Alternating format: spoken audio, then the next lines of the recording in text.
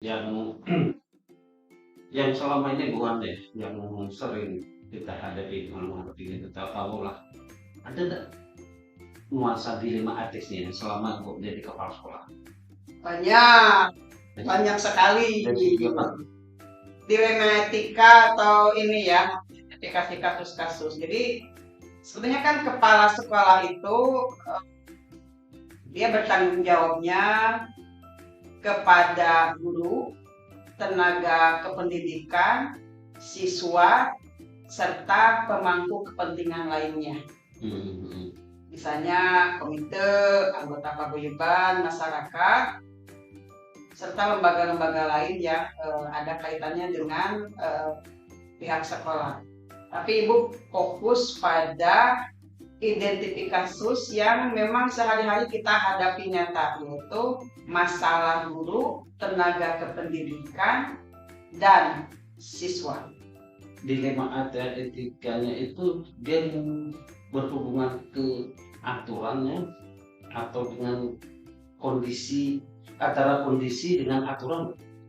Iya, kalau yang namanya Dia ada dilema. dalam sebuah organisasi, aturan itu wajib dibuat, ya, termasuk di satuan pendidikan. Semua tupoksi, semua unsur-unsur dalam organisasi di satuan pendidikan itu harus diatur di dalam sebuah peraturan, ya. Tetapi yang namanya kita berhubungan dengan sumber daya manusia akan selalu ada bentrokan kepentingan antara aturan yang sudah dibuat dengan kondisi kasus-kasus yang terjadi. Saya selalu percaya bahwa kalau yang namanya aturan itu memang dibuat untuk membuat sebuah organisasi itu berjalan dengan baik, berjalan sesuai dengan visi misinya. Tetapi khusus di dunia pendidikan itu kita harus selalu juga mengutamakan penanganan kasus itu secara kemanusiaan, tetap mengutamakan hati nurani. Ya, tetap mengutamakan hati nurani. Jadi ketika misalnya ada kasus nih siswa melakukan tindakan kenakalan remaja yang dianggap berat. Kalau menurut aturan, sebetulnya anak itu gampang aja, tinggal dikeluarkan. Jauhkan masalah itu misalnya dari satuan pendidikan. Tetapi kalau berdasarkan hati nurani dan sebagai seorang pendidik, sebagai seorang guru, kita nggak akan tega melakukan sanksi yang luar biasa berat itu. Maka akhirnya kembali hati nurani itu yang dipakai.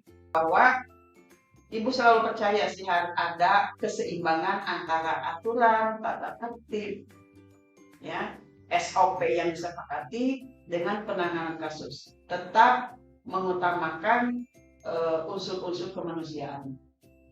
Seperti itu. Jadi di situ loh, itu tahapan-tahapannya seperti prosesnya kembali kepada pemikiran kita kembali masa depan anak ya. Iya, tetap yang namanya dunia pendidikan beda mungkin dengan lembaga, misalnya lembaga-lembaga lain mengutamakan hukum dan aturan itu sebagai amen. Di dunia pendidikan karena kita ini memang tugasnya itu adalah memanusiakan manusia, membentuk manusia yang human being itu kan luas ya ininya ya pengertiannya. Nggak bisa aturan yang sifatnya itu sangat keras atau ketat atau yang berbasis pada hukuman itu diberlakukan. Jadi menurut Ibu itu memang SOP atau tata tertib atau aturan yang diberlakukan di sebuah satuan pendidikan tetap harus mengutamakan unsur-unsur kemanusiaan, hati nurani, dan bagaimana memberdayakan manusia menjadi manusia seutuh. Tantangan yang dihadapinya itu sangat jelas.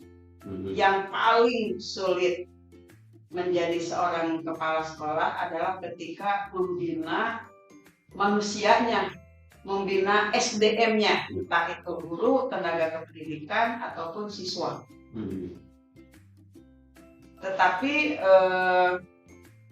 yang pertama Ibu jalankan itu adalah khusus untuk pembinaan kepada guru dan tenaga pendidikan, karena yang dihadapinya itu adalah manusia dewasa yang berpendidikan, maka aturan tata tertib peraturan perundang-undangan itu wajib disampaikan.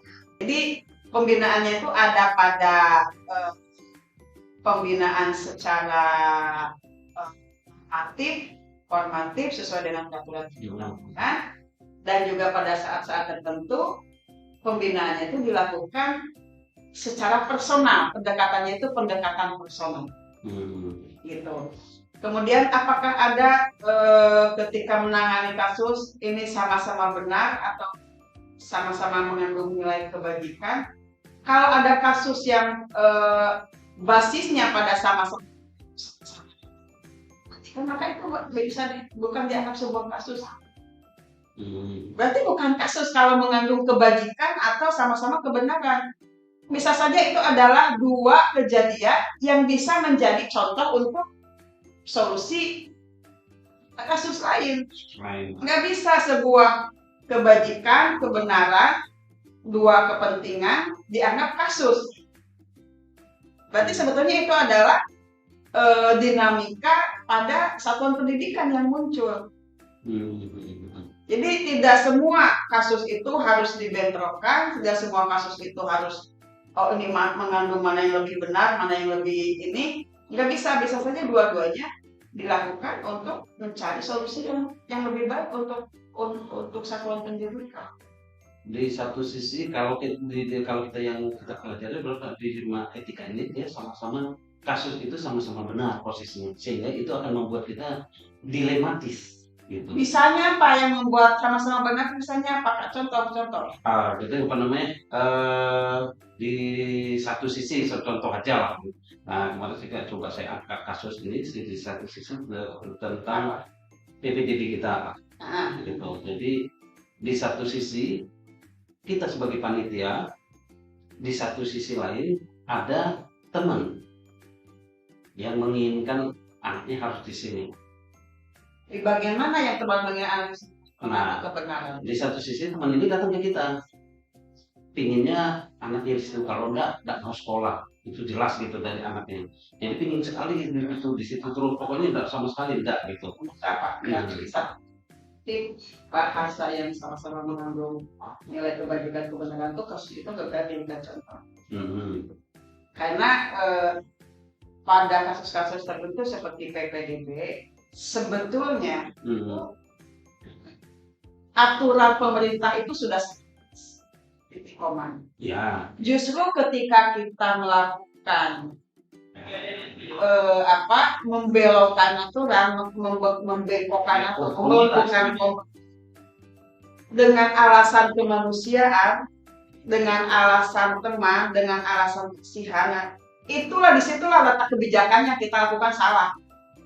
Betul, karena itulah yang selalu kita hadapi dan akhirnya apa yang kita putus.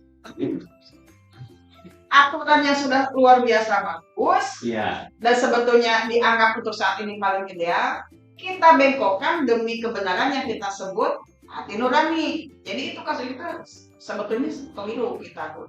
Contoh yang menurut saya itu satu orang guru nih merasa bahwa saya nih punya prinsip-prinsip pendidikan karakter. Anak ketika ada di dalam kelas nggak boleh bunyi sedikitpun. Itu prinsipnya. Dan kemudian prinsip itu sudah disepakati oleh satu kelas. Si kelas itu tahu kalau misalnya berurusan dengan guru itu harus bertingkah A sampai Z itu seperti apa. Itu udah disepakati. Tapi ternyata kemudian anak itu lupa dengan kesepakatan tuanya, malah ribut dan lain-lain. Maka dari kesepakatan yang sifatnya kebajikan itu malah menjadi masalah karena juga mungkin merasa bahwa terlalu ketat, terlalu lama. Saya ini ingin agak bertugas, saya ini remaja ini. Si anak itu benar Pak, karena yang namanya remaja Itu nggak mungkin dia 24 jam itu disuruh duduk manis seperti robot. Si guru juga benar dasarnya, karena dia prinsipnya menjadi seorang guru seperti ini, seperti A, tapi si anak juga maunya. Nah itu dilematis Pak. Makanya menurut saya sama-sama benar. Tapi akhirnya kan ada salah satu yang harus mengalah,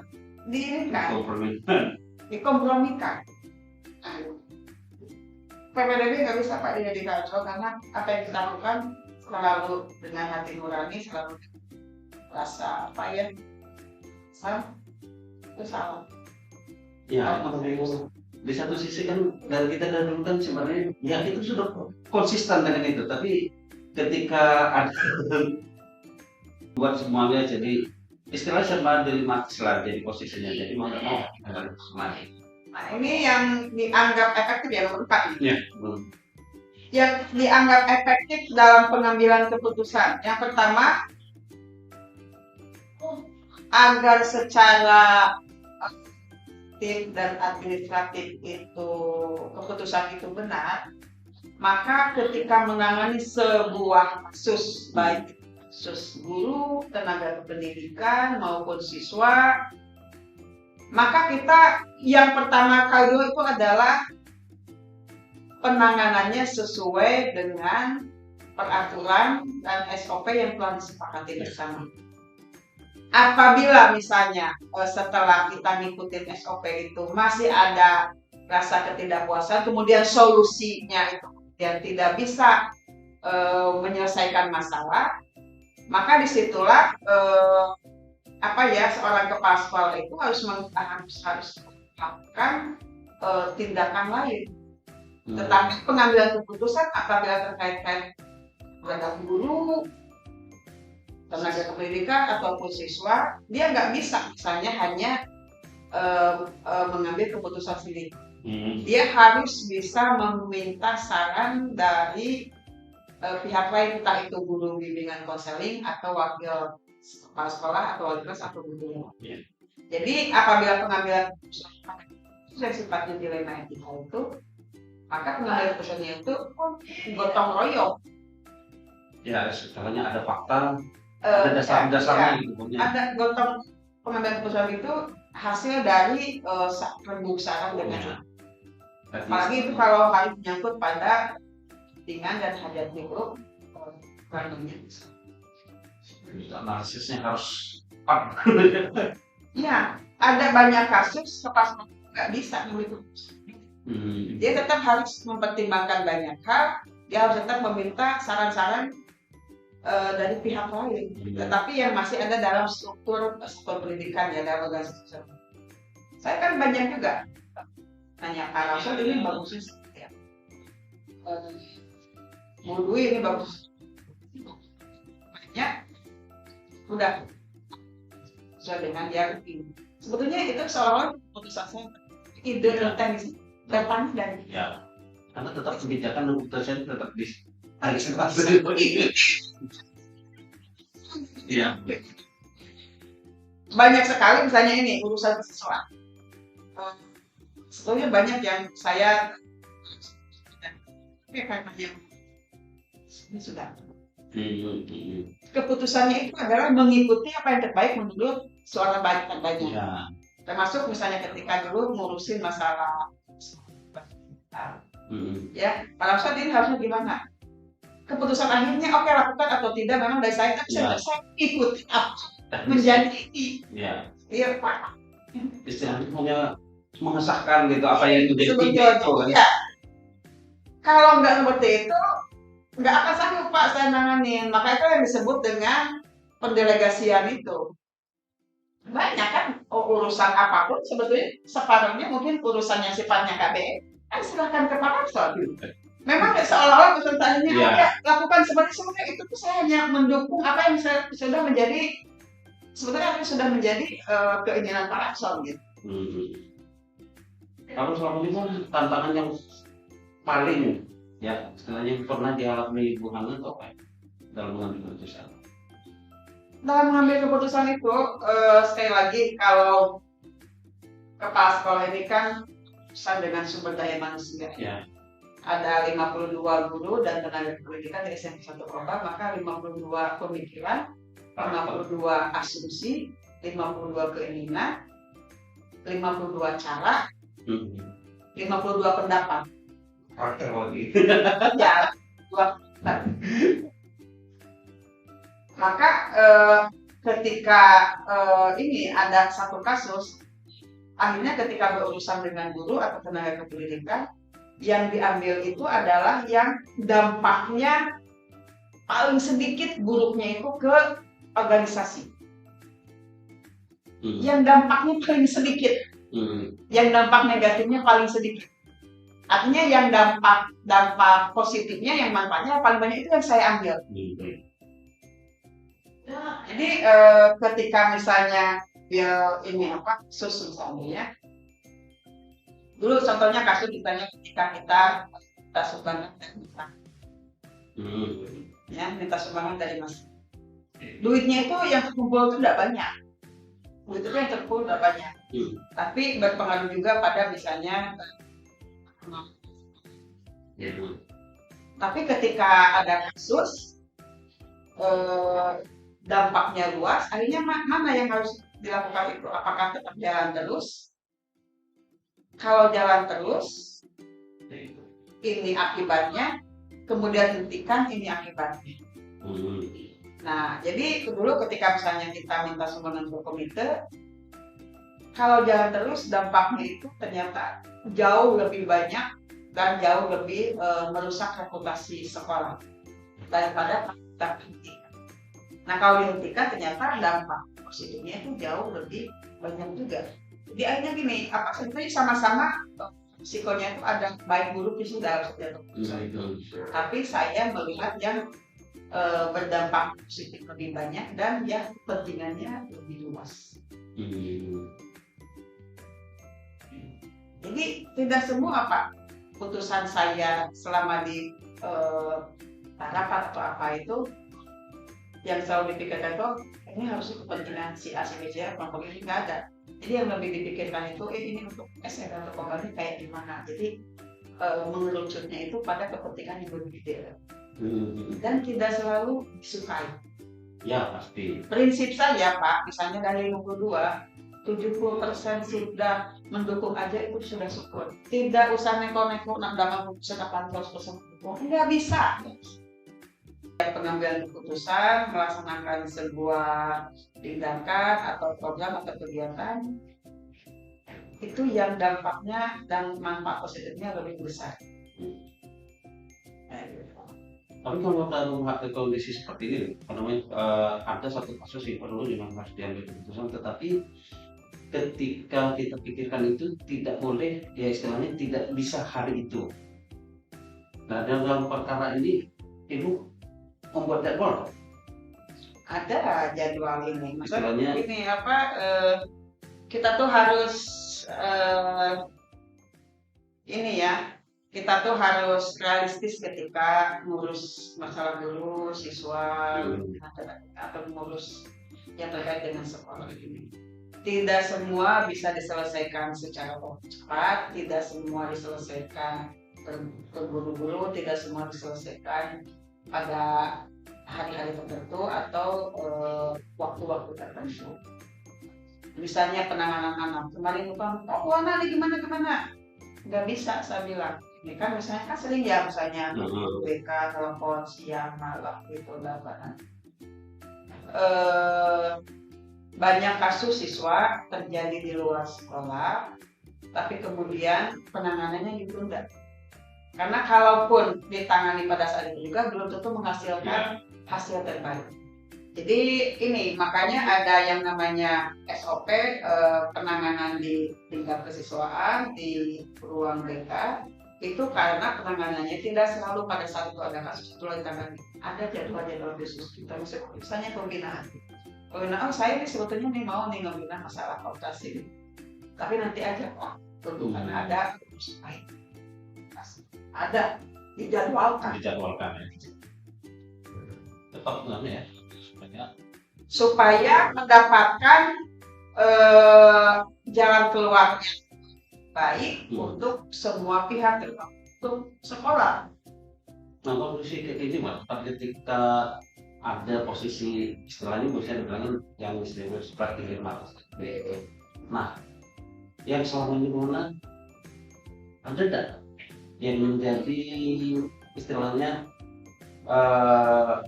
tanda kutip pendukung lah istilahnya yang misalnya untuk membantu menyelesaikan ini masalah-masalah yang ada gitu. Banyak, Pak. Sebenarnya apakah itu di selain yang di dalam sekolah kita kan di sekolah tadi kan sudah jelas itu sudah gimana Enggak, kalau yang di luar satuan pendidikan itu keluarga itu tidak disebutkan juga itu menjadi pendukung utama. Ya. Seorang kepala sekolah, entah itu laki-laki atau perempuan, maka dia bisa bertahan mengelola semuanya dengan baik itu karena mungkin ada dukungan dari keluarga. Tidak curhat, tidak apapun, ketika kita sudah sampai ke rumah kemudian lihat muka keluarga kita itu sebenarnya sudah proses healing, Pak. Ketemu dengan saudara, ngangkut segala macam itu sebetulnya itu proses healing. Tetapi yang paling penting itu adalah faktor di satuan pendidikan itu, karena sebetulnya satuan pendidikan itu adalah kepanjangan tangan dinas pendidikan. Kemudian ada juga pengawas.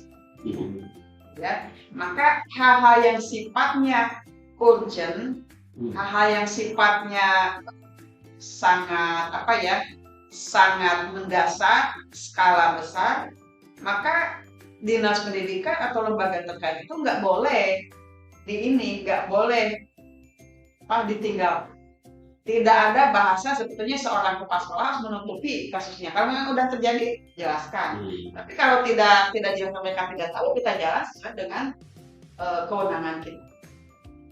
Ya, terakhir nih, dari pengalaman Ibu selama ini yang dalam hal keputusan gitu ya, terkait dengan yang berhubungan dengan dilema, pengalaman apa yang paling menarik? Yang pertama, Ibu tuh jadi lebih pintar mengenal watak orang. Ya, betul. Yang kedua, Ibu tuh jadi tahu kapan harus melampiaskan kemarahan, kapan harus tersenyum, kapan harus ikut tertawa. Ya. Yang ketiga, tidak selalu setiap kesalahan orang itu disampaikan secara terbuka, bisa pendekatan langsung, atau misalnya dengan melakukan tindakan lain yang tidak diomongkan, orang tahu bahwa dia itu udah salah. Jadi hanya punya banyak trik untuk menangani masalah itu. Dan satu lagi, ini yang bisa saya petik itu, jadi memang ini ya, disuruh belajar sabar. Nah, ini ada kasus di saya. Udah greget gitu ya. Dan tingkat kesabarannya itu tidak dalam hitungan jam, hitungan hari, atau hitungan minggu. Tapi untuk menyelesaikan masalahnya itu dibutuhkan waktu bertahun-tahun. Ya, karena kalau saya lihat dengan karakter Ibu kan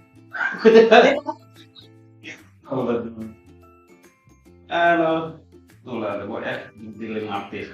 Nah ini, terima kasih untuk hari ini yang bisa menjadi satu pelajaran juga buat saya dari selama ini juga yang saya lihat dari Ibu banyak benar, apalagi yang bersifatnya harus gitu kan. Nah itu betul-betul ya itu pelajaran besar saya. Tidak ada. Ya betul. Tujuan kita kaca ini. Tapi ada yang memang harus kita bela. Ada bukan dibela. Jadi memang betul selama ini ketika kamu belajar ini kan minggu ini yang mulai minggu kemarin mulai dari Senin hari ini.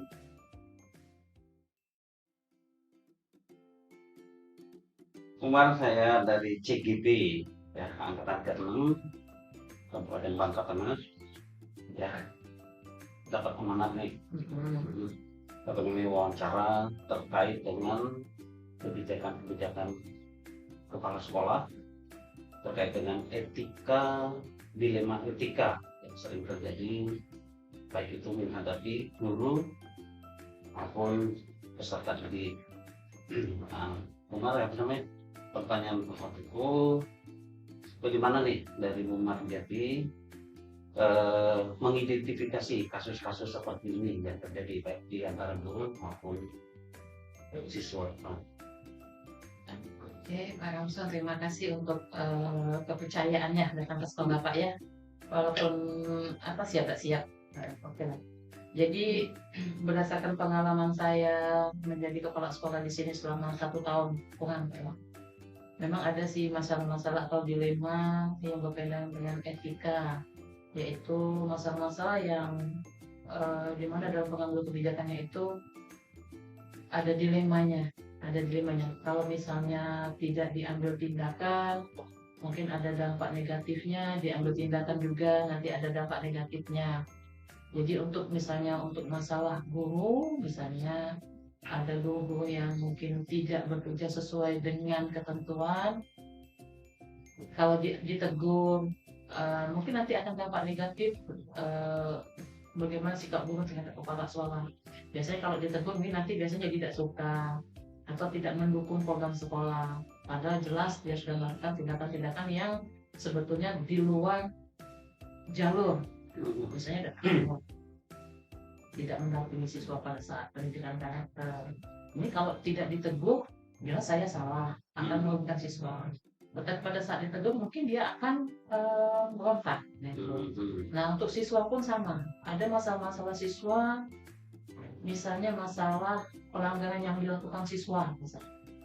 Kalau tidak diambil tindakan memberhentikan atau misalnya tidak naik kelas misalnya kan, atau misalnya ada masalah-masalah yang saya anggap anak ini sebetulnya bisa naik kelas, tetapi kita dihadapkan dengan sikap dia, misalnya dia punya sikap yang kurang baik, tetapi dia rajin, sekolahnya rajin, nilainya bagus, sementara untuk disikapnya mungkin agak sedikit harus dibina. Nah ini pada saat di pengambilan keputusan apakah anak ini harus dikeluarkan atau tidak. Nah ini memang butuh kerjasama yang intens dengan guru BK. Dan biasanya untuk yang kasus-kasus kayak ini sih bisa diselesaikan kalau untuk siswa. Tapi untuk masalah misalnya nilai pada saat pembagian raport, pada saat kenaikan kelas, nah ini butuh rapat lengkap dengan sesama guru. Karena ada beberapa kasus seperti yang kami alami kemarin, anak ini nilainya bagus, tetapi angka ketidakhadirannya itu sudah melampaui batas. Padahal anaknya rajin, pintar, tapi karena dia tidak ada kendaraan Pak untuk sampai ke sekolah, itu kadang sering kesiangan. Jadi maka alpanya banyak.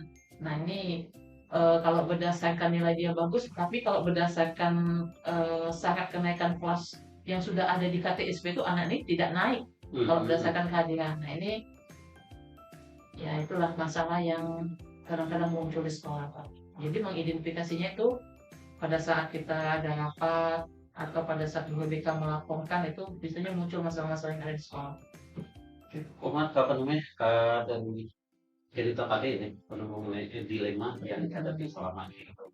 Ada di satu sisi seperti yang sudah disampaikan tadi bahwa di satu sisi guru kita harus pikirkan bagaimana supaya bisa terfollow up dengan baik antara anak-anak. Di satu sisi ada jawaban dari guru kita ini yang kemudian mereka bilang bahwa lumayan jauh itu, sehingga antara memberikan toleransi yang lebih banyak untuk datang ke sekolah istilahnya tidak jadi masalah, supaya tidak menjadi masalah, dan antara jam yang harus disediakan dengan anak ini harus pasti akan mengalami kekosongan gitu kan. Nah, tadi dari satu sisi kalau kita dari segi ininya agak memang benar bahwa dari segi jauh ya juga sih sebenarnya gitu, tapi dari sisi yang lain anak memang harus dapat sesuai dengan waktu dan yang sudah disediakan gitu. Artinya di satu sisi masuk akal, yang di satu sisi juga yang seperti itu. Nah di satu sisi lagi dengan apa namanya jadwal dan aturan yang sudah kita tetapkan gitu. Nah dan menghadapi seperti ini ya. Nah keputusan apa nih yang apa namanya yang diambil untuk menghadapi dilema-dilema seperti ini. Jadi di satu sisi harus ada yang bilang ya benar ya kita memang membenarkan kan kondisi seperti itu. Di satu sisi anak juga posisi benar, maka dia dua-duanya di posisi benar gitu. Tapi tetap harus keputusan harus diambil gitu. Dalam posisi seperti ini gimana? Kalau untuk guru kalau dalam pengambil kebijakan pemberian sanksi kepada guru yang telat itu tidak ujuk-ujuk langsung ada Pak ya, tapi biasanya saya rapat dulu Pak, mengevaluasi bagaimana kinerja mereka, dan biasanya saya tanya dulu maunya apa nih, maunya gimana, supaya tidak datang telat, supaya bisa mendampingi anak di pagi hari. Kan kasus selama ini kan kasusnya kayak gitu nih, ya sering telat di pagi hari itu Pak. Jadi setelah beberapa kali misalnya menghadapi guru yang kayak gitu, biasanya saya rapatkan, saya catat nih kehadiran mereka, kemudian dirapatkan, saya tanya sih maunya apa, maunya gimana. Yang jelas tidak merugikan anak. Saya maunya tidak mau jangan sampai anak itu dirugikan, tidak ada kerugian di anak. Tetap pagi-pagi itu harus bisa hadir. Jadi keputusannya yang kemarin itu setelah rapat ada kebijakan, misalnya ada satu hari mereka tuh minta masuk jam 7.30, saya iya kan untuk yang tidak ekskul. Nah yang ada ekskul masuknya 7.15 dengan alasan itu tadi supaya imbang kan, jadi ada yang datangnya ada masuknya jam 7.15, ada yang masuknya 7.30. Itu permintaan mereka, saya penuhi. Jadi jangan sampai nanti ada keberatan dari mereka. Jadi kayak gini Pak Ramsan, kalau misalnya itu keputusan mereka yang mengambilnya juga, sama-sama duduk sama-sama, artinya mereka tidak keberatan pada saat itu kita jalankan. Jadi pada hari Senin kita 7.15 oke, hari Selasa kita 7.30 oke. Nah itu kebijakan yang kita ambil kemarin. Jadi tidak ada yang merasa berat lagi, karena itu keputusan sudah diambil bersama-sama. Jadi tidak tuh saya maunya enggak kayak gitu. Oke, kita buat jadwal. Kita pada jadwal itu tidak merugikan anak, guru juga tidak keberatan. Maka dalam 1 minggu itu kemudian supaya mereka tidak berat, saya ambil kebijakan bersama-sama dengan guru. Oke lah Bu, hari Senin kita masuk 7.15, Selasa 7.30, Rabu 7.30, Kamis 7.15 karena ada pramuka, kemudian Jumat 7.15. Karena disepakati bersama, alhamdulillah Pak. Kemudian tidak ada lagi yang mengeluh harus datang 7.15 tidak kayak gitu. Jadi sama-sama mereka senang, anak juga senang, tidak ada guru terlambat, saya juga tidak terlalu Pak stres. Kalau misalnya saya minta mereka masuk jam 7.15 setiap hari, mungkin saya juga stres menghadapi mereka yang telat tiap hari. Nah jadi dengan ada kebijakan kayak itu aman sih. Jadi melalui rapat kemarin Pak. Oke, melalui rapat ya. Nah dengan juga dari apa namanya cerita Bu Mardia itu juga tadi sudah kelas juga ya. Saya pikir itulah mungkin tahapannya ya, prosedurnya, langkah-langkahnya juga sudah jelas juga saya lihat nanti. Nah dari hal itu semua Bu Mardia, apa namanya yang paling menurut Bu Mardia itu yang paling efektif dari kasus-kasus atau dari hal-hal yang dihadapi ini. Nah dari pengambilan keputusan yang mana yang benar-benar Muhammad itu memang efektif dan sehingga itu berjalan dengan baik sih. Rapat bicara sama-sama, tapi sebenarnya biasanya saya diskusi dulu dengan orang-orang yang dekat lah dengan saya, wakil psikolog, kesiswaan, guru BK, senior di situ. Itu dulu yang saya panggil dulu Pak. Gimana nih teman-teman nih yang sudah lama di sini kan, karena saya baru. Nah, dari cerita mereka ya kita ambil kesimpulan memang ada sih yang taat. Nah, biasanya saya berdiskusi dulu dengan mereka sambil mengamati. Diskusi dengan teman-teman yang memang sudah lama di sini, yang saya anggap senior di sini. Nah, kemudian baru kita rapat bersama dengan semua guru. Jadi ada nuansa kesepakatan bersama ya? Iya, ada kesepakatan bersama. Mereka biasanya oh iya Bu, oke lah. Nah, berarti kalau sudah sepakat, mau tidak mau sama-sama. Nah, berarti kesepakatan itu bukan murni asli semuanya dari Bu Mardeti kan? Ya. Jadi memang atas usulan-usulan mereka kan. Juga usulan dari Sandiaga juga gimana, kemudian dibawa ke forum rapat, Pak, baru Menjadikan itu menjadi kesepakatan bersama. Gitu, baru ini Bu Mar apa namanya? Nah, tantangan nih ketika menghadapi hal-hal yang ya betul-betul dilematis sekali gitu. Kasih tantangan misalnya guru yang tanpa pasti ada kan setiap kita di tempat kerja kan pasti ada yang kemudian kontra, ada yang menolak. Nah, ini sampai ada yang mau pindah juga kemarin kan karena tidak bisa menerima kebijakan itu ada. Nah itu tantangan yang beratnya kayak gitu sih Pak. Berarti dia tuh benci benar mungkin ya. Benci benar. Itu sih tantangannya kayak gitu sih. Walaupun tidak banyak kan pasti ada tuh yang menolak yang menolak melakukan perubahan itu pasti. Ada adanya penolakan ya. Iya.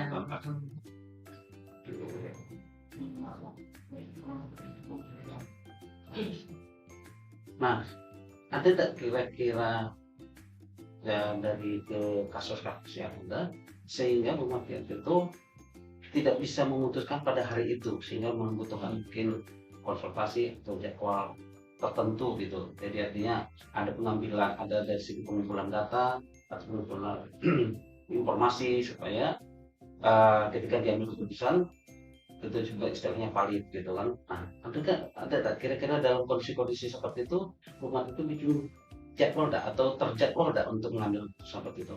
Ada sih Pak, ada beberapa kasus yang saya tuh udah bisa ngambil hari itu juga tuh ada ya Pak, karena pusing kan, cuman biasa lah kan.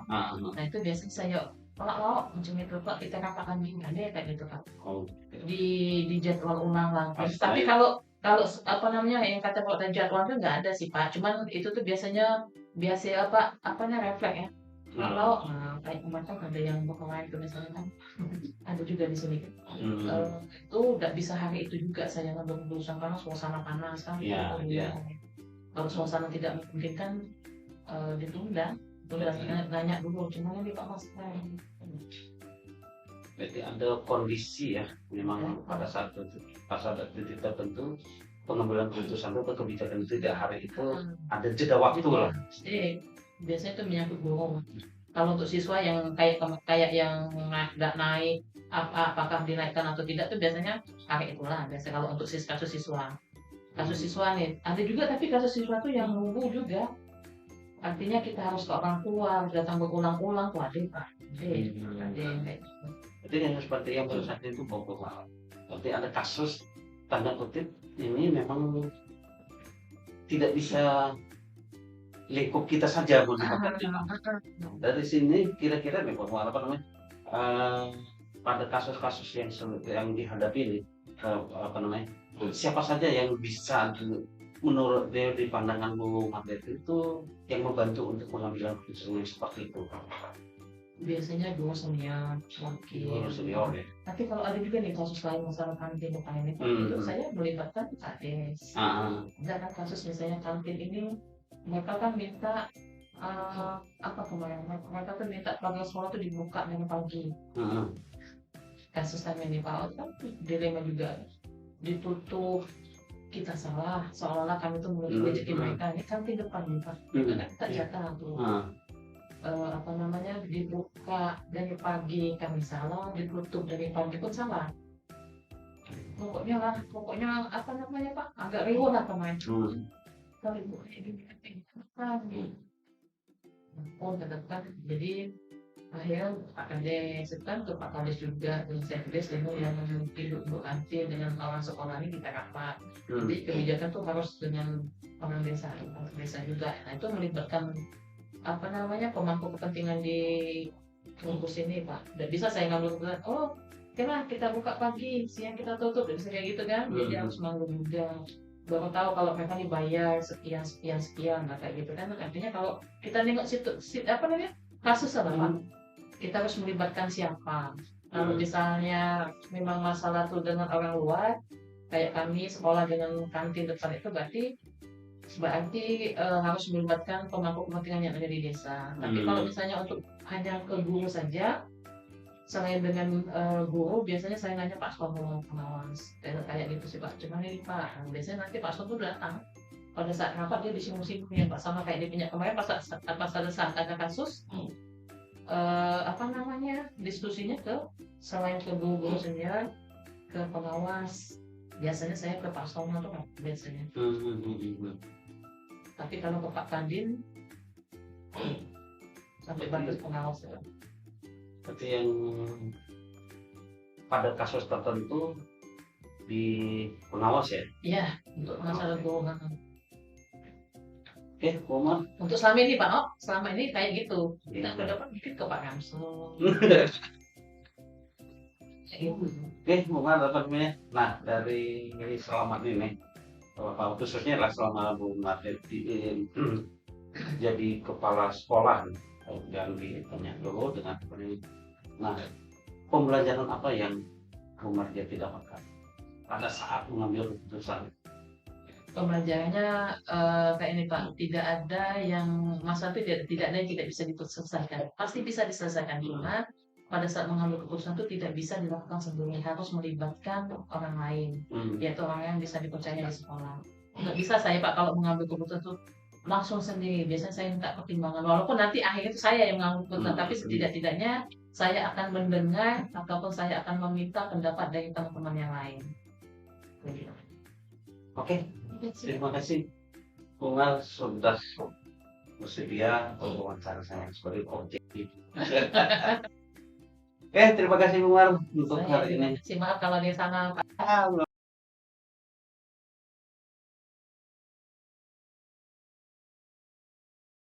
Izinkan pada kesempatan ini saya coba akan merefleksikan ya apa yang sudah saya temukan di lapangan pada saat melakukan wawancara. Karena pada saat itu saya mewawancara dengan 2 kepala sekolah yang berbeda, yaitu kepala sekolah SMP Negeri 1 Koba yaitu dengan Ibu Hana Melani SP, dan juga kepala sekolah SMP Negeri 1 Lubuk Besar yaitu Ibu Mardiati SPD.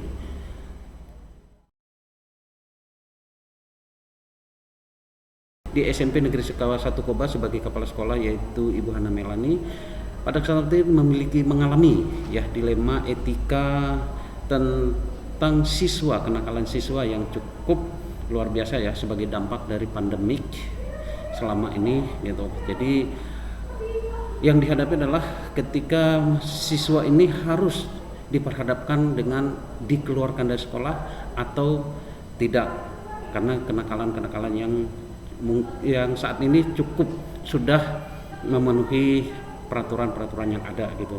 Sehingga dengan berbagai masukan dari guru mata pelajaran, guru BK dan bahkan dari waka kesiswaan, sehingga diharapkan sebagai shock terapi mereka mengusulkan untuk mengeluarkan siswa yang bersangkutan gitu. Tetapi disinilah dilematisnya. Sementara dari segi paradigma bagaimana kepala sekolah berpikir untuk masa depan anak ini gitu, sehingga muncullah hal-hal yang membuat di satu sisi disiplin peraturan harus ditegakkan, di satu sisi bagaimana dengan masa depan anak ini. Nah, dari sinilah kepala sekolah mulai melihat kondisi-kondisi, sehingga prinsip-prinsip yang diambil yaitu berpikir berbasis peraturan, berpikir berbasis rasa peduli, yaitu untuk masa depannya juga gitu. Jadi sehingga beberapa langkah-langkah yang dilakukan oleh kepala sekolah untuk mengatasi hal-hal yang bersifat dilematis ini, mengenai bahwa ada nilai-nilai yang saling bertentangan. Yang kedua itu mengumpulkan fakta-fakta yang relevan, yaitu dari guru-guru mata pelajaran, guru BK dan bahkan dari wakil kepala sekolah bagian kesiswaan.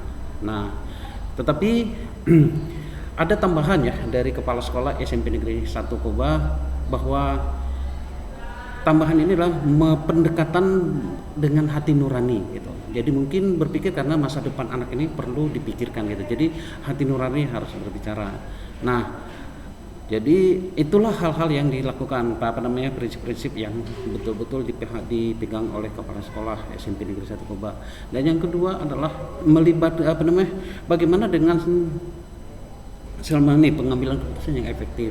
Nah, dengan melibatkan peran serta dari guru mata pelajaran, guru BK dan wakil kesiswaan, maka ada beberapa pertimbangan-pertimbangan yang harus dijalankan, sehingga keputusan yang diambil adalah tetap mempertahankan anak ini sampai menyelesaikan pendidikan dengan pengawasan yang mendalam, baik dari segi guru mata pelajaran, wali kelas, guru BK dan wakil kesiswaan, dan juga melibatkan peran serta orang tua dalam mengkondisikan anak-anak gitu. Jadi tantangan inilah yang berusaha untuk tidak mengeluarkan siswa dari kenakalan yang sudah menyalahi banyak berbenturan dengan aturan-aturan di sekolah. Nah, hal-hal itulah yang dialami oleh kepala sekolah ya, seorang atau berkonsultasi dengan pengawas ya, dilakukan juga pengambilan keputusannya dengan pengawas gitu. Jadi melibatkan pengawas sekolah, koordinator pengawas sekolah, bahkan berkoordinasi dengan pihak dinas pendidikan untuk yang membantu untuk pengambilan keputusannya. Nah, dari apa yang dialami selama ini sebagai kepala sekolah Ibu Hana Melani, ada satu ya yang pembelajaran yang beliau dapatkan. Yang pertama itu lebih pintar dalam mengenal watak orang, termasuk guru-guru di sekolah, dan juga watak-watak dari kenakalan remaja yang ada saat ini sebagai hasil dari pandemi. Nah, yang ketiga adalah tidak selalu setiap keputusan itu atau kesalahan itu selalu disampaikan secara terbuka gitu. Belajar dari hal-halnya, dan yang keempatnya belajar untuk sabar. Oke, itulah yang saya temukan ya sebagai refleksi dari kepala sekolah SMP Negeri 1 Koba. Nah, pada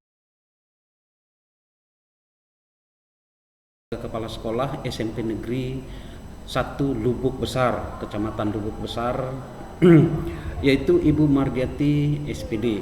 Nah, di sini beliau mengalami satu kasus dilema etika yang cukup buat beliau itu sangat-sangat dilematis ya, ketika bagaimana sekolah ini cukup jauh dari tempat tinggal dari setiap guru, sehingga guru-guru ini cukup mengeluh bagaimana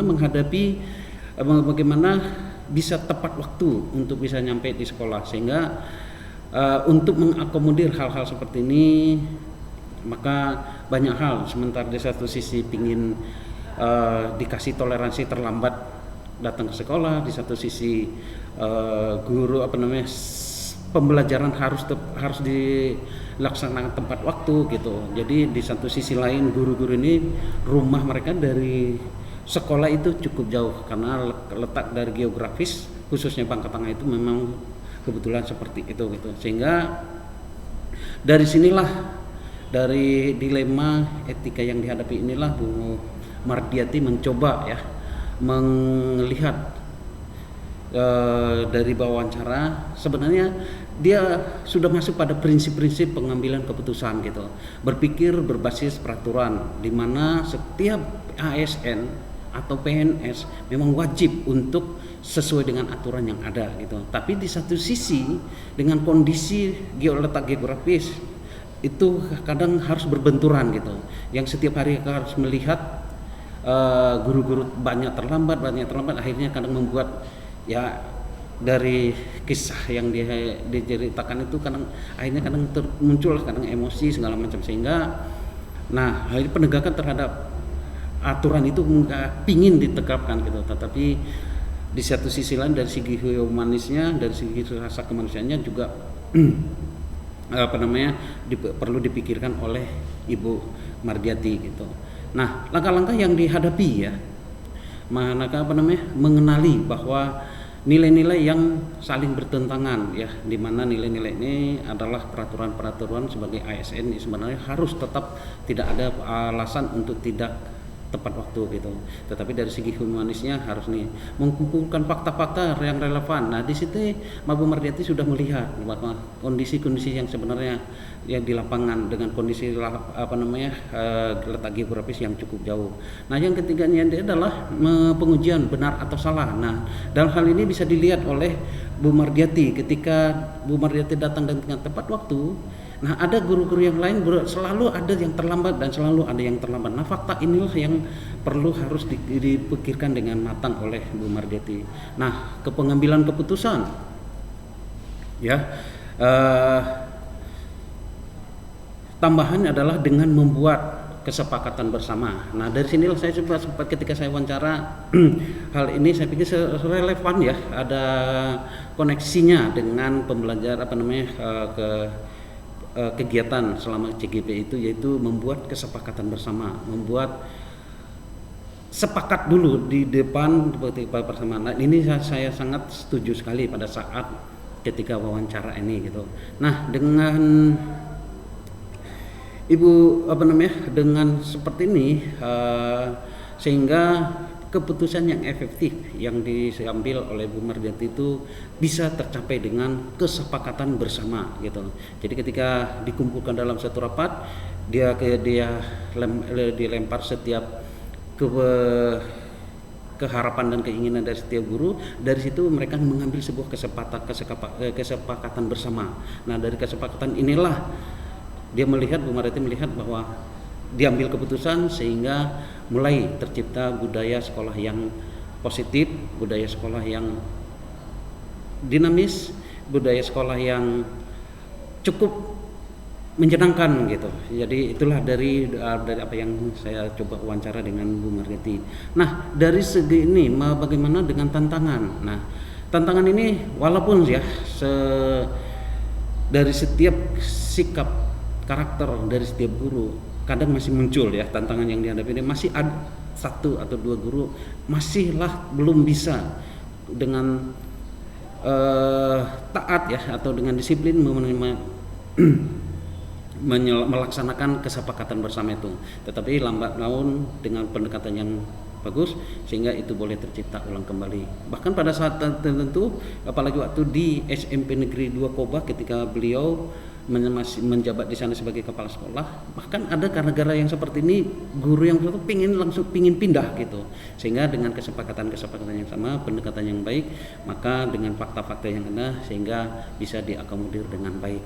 Nah yang saya hadapi juga yang saya lihat juga dari kasus-kasus yang dihadapi oleh Bu Mardiati bisa diselesaikan dengan baik, sehingga dengan membutuhkan waktu juga ada kadang keputusan-keputusan memang perlu membutuhkan waktu ya, sehingga menjadwalkan atau membuat waktu tertentu untuk bisa mengambil keputusan ini. Selalu berkonsultasi ya dengan pengawas, bahkan dengan kepala dinas, karena kadang tertentu ketika muncul dilema seperti ini, ketika diambil keputusan menurut beliau kadang tidak hanya di sekolah dampaknya, bahkan juga sampai ke dinas pendidikan, bahkan melibatkan banyak orang yang punya kepentingan tertentu gitu. Ya itulah yang saya temukan ya ketika saya wawancara dengan beberapa 2 kepala sekolah ini. Satu hal yang sangat menarik, saya sangat senang sekali karena ada nilai-nilai yang bisa saya dapatkan dari setiap sikap pengambilan keputusan mereka di sekolah gitu. Walaupun ya dalam hal-hal tertentu ya, ketika saya lihat wawancara ini 4 paradigma, 3 prinsip dan 9 langkah-langkah dalam pengambilan keputusan, saya melihat mereka kayaknya belum pernah ya mendapatkan materi yang sama seperti ini gitu. Tetapi dari apa yang mereka dapatkan, dari apa yang mereka ambil sebagai keputusan, sudah mengandung 4 paradigma, salah satu dari 4 paradigma, dan sudah masuk kepada salah satu bahkan ada 2 dari prinsip-prinsip dari pengambilan keputusan ini, dan langkah-langkah yang sudah dilakukan pun mereka dari 2 kepala sekolah ini sudah tertata dengan baik gitu. Walaupun ketika saya sampaikan bahwa hal-hal yang materi-materi yang sudah didapatkan ini kadang mereka masih bingung gitu untuk apa segala macam gitu. Tetapi dari apa yang mereka lakukan, dari 4 paradigma, 3 prinsip dan 9 langkah-langkah ini mereka sudah sebenarnya lakukan untuk dalam pengambilan keputusan. Dari sinilah saya mendapatkan satu nilai dari wawancara, dari sikap beliau-beliau ini dalam mengambil keputusan, dari ketegasan mereka dalam mengambil keputusan, dari pendekatan yang mereka lakukan dalam hal setelah keputusan ini diambil cukup luar biasa. Jadi pada kesempatan ini saya cukup menganjurkan jempol 2 bagi mereka ya, untuk apa yang mereka lakukan, dan menjadi sebuah pembelajaran yang sangat besar dan sangat berharga bagi saya ketika melakukan refleksi, ketika melakukan wawancara ini gitu. Dari selama ini saya tidak paham ya bagaimana kondisi-kondisi mereka, tetapi ketika saya melihat wawancara dan mencoba merasakan apa yang mereka rasakan ketika mengalami dilema ini, sungguh ini menjadi suatu pelajaran buat saya. Mudah-mudahan dari pembelajaran ini saya juga bisa lebih lagi dari materi yang sudah disampaikan, khususnya materi modul 3.1 ini tentang pengambilan keputusan sebagai pemimpin pembelajaran, itu menjadi lebih dipahami, lebih dikuatkan, lebih menjadi seorang pemimpin yang berdampak positif, yang berdampak bagus, baik terhadap anak-anak didik, khususnya di kelas ketika pembelajaran dilaksanakan, sehingga mereka boleh terkapar dengan baik, sehingga nilai-nilai positif, budaya positif belajar mereka, minat belajar mereka, semuanya profil belajar mereka itu tercipta dengan baik satu kali ke depan. Jadi dari sini bisa saya refleksikan juga dengan materi-materi sebelumnya ya, yaitu mulai dari filosofis Ki Hajar Dewantara menjadi teladan dalam pemimpin pembelajaran. Ini penting sekali karena sangat-sangat berharga dan menjadi satu bahan dasar untuk anak-anak untuk kedepannya mencapai masa depan mereka yang bahagia gitu. Nah, dari nilai-nilai CGP terus juga mudah-mudahan bisa diterapkan dengan baik, dan prinsip coaching ya yang akan sangat membantu dalam hal ya menghadapi ke kasus-kasus di ke depan ini. Mudah-mudahan itu juga menjadi salah satu bahan amunisi bagi saya untuk melakukan hal-hal yang baik dan positif terhadap anak, supaya menjadi sebuah teladan bagi mereka. Dan juga penerapan prinsip mindfulness ya, sehingga mereka bisa cepat menyadari, memahami akan diri mereka gitu, menyadarkan mereka dalam hal-hal yang dan mengkondisikan mereka kembali untuk pembelajaran yang menyenangkan, yang menyegarkan dari prinsip-prinsip mindfulness ini. Ya, demikianlah refleksi yang bisa saya sampaikan untuk materi 3.1 tentang prinsip-prinsip paradigma dan langkah-langkah dalam pengambilan keputusan sebagai pemimpin pembelajaran. Terima kasih, sampai jumpa kembali di modul 2. Sehat selalu untuk kita.